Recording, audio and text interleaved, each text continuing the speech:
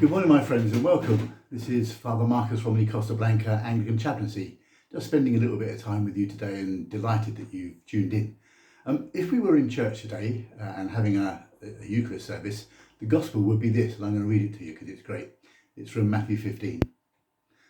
After Jesus had left that place, he passed along the Sea of Galilee and went up into the mountains where he sat down. Great crowds came to him, bringing with them the lame, the maimed, the blind, the mute, and many others. They put them at his feet, and he cured them, so that the crowd was amazed when they saw the mute speaking and the maimed whole, and the lame walking and the blind seeing. And they praised the God of Israel.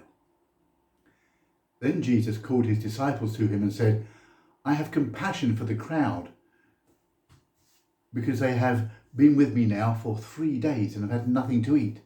And I don't want to send them away hungry, for they might faint on the way.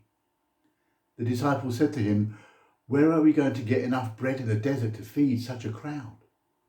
Jesus asked them, How many loaves have you? They said 7, and a few small fish. Then, ordering the crowd to sit on the ground, Jesus took the 7 loaves and the fish, and after giving thanks, he broke them and gave them to disciples. And the disciples gave them to the crowds. And all of them ate and were filled. And they took up the broken pieces left over, 7 baskets full. Such a great story. Such a big, powerful story. And I want to think about it a little bit with regard to our exploration into Advent. What is it that we're looking for in this season of Advent, in this season of preparation? And of course, we're looking forward to Jesus coming afresh and anew into our lives and into our experience. One of the things that we read in this gospel passage is about Jesus' desire for healing and wholeness. He was out in the desert, up in a mountain, and people came to him bringing those who were in these very physical needs. And Jesus brought about healing and wholeness for them. And their response was to praise God. How great is that? And this ministry of healing and wholeness is something that is still very much part of the offering that we have. We do receive healing and wholeness when we encounter Jesus Christ. Sometimes that is physical, sometimes it's emotional, sometimes it's spiritual, sometimes it's to do with our heart, sometimes it's just to do with coping with life.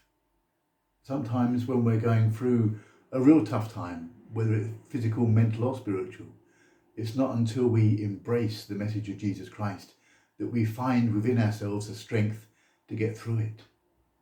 But that's not the end of the story. I mean, it's not the end of the story with regard to healing and wholeness, because that is still evident and available in our lives.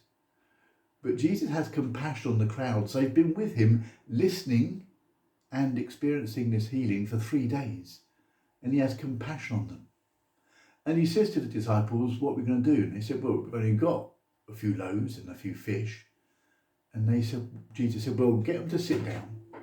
And he broke the bread and shared it with his disciples, and they in turn shared it with those crowds. The gospel goes on after we finish reading. There was 4,000 people there, not including the women and the children. It's great how they counted just half the population.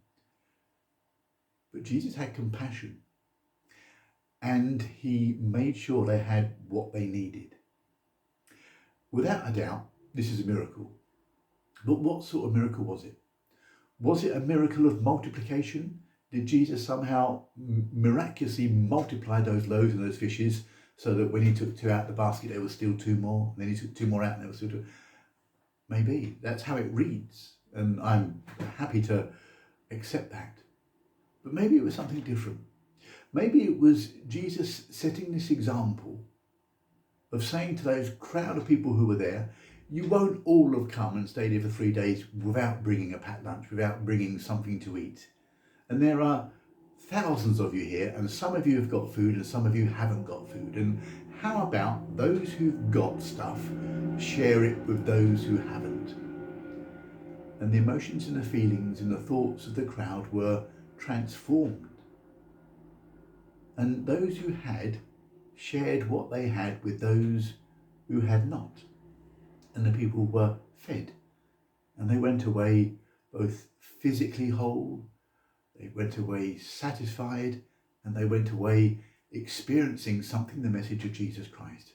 They were transformed by the delight of being in the presence of Christ. And that is what I would say is a miracle as well. Big, powerful stuff. Now, we're in Advent, looking forward to the coming again, afresh and anew, of Jesus into our lives. And as we begin Advent, we are given this story to read. And it's there for a reason. It's there for us to think about what we have that we can share with those who haven't got it. And it's not just about giving physical stuff. Of course it is about us making sure that no one goes hungry, that no one has no shelter. Of course it's about those things. It's about those things, making sure that the people who need things to live comfortable lives have those things. But it's also about so much more than that. It's about sharing our time. It's about sharing our talents. It's about doing what Jesus did and be compassionate. It's about forgiveness, sharing our forgiveness and receiving it. It's about offering that emotional support that people who need that emotional support receive it. It's about empathy. You know what I'm going to say next. Of course, first and foremost, it is about love.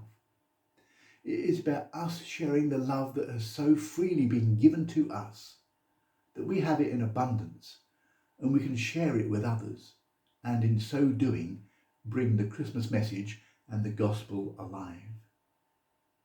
You know, there's no better time than now, no better time in the course of all human history than today, for you to reach out to someone and in some way improve their day.